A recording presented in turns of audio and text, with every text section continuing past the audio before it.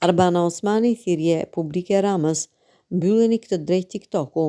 Tani, opinioni publik reagoi menjëherë ndaj ngjarjes së rëndë që tronditi Durrësin, ku një 41 vjeçare, nën e 3 fëmijëve, pas bullizimit në TikTok i dha fund jetës duke pirë fotoksin.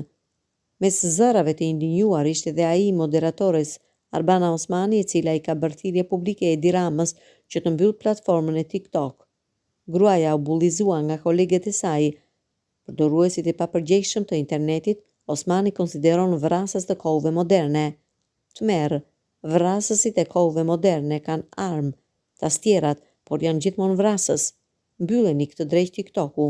Tani, shkruan Osmani krahas lajmit, duke etiketuar kreun e qeverisë Edi Rama.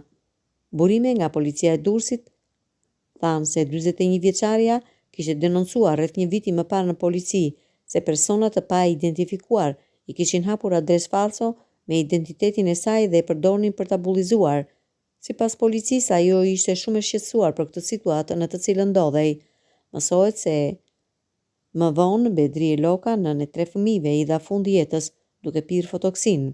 41 vjeçaria nga Vadardha Sukth ishte punonjëse në një kompani fasonerie në zonën e Flakës. Dyshohet se kanë qenë kolegët e saj që kanë hapur adresën në rrjetet sociale për ta denigruar. Aktualisht po merren në pyetje gjithë personeli me qëllim të zbulohet se kush e hapi adresën falso. Materialet në lidhje me veprën e dyshuar penale, shkaktimeve të vrasje, do t'i kalojnë prokurorisë për hetimet më mëtejshme.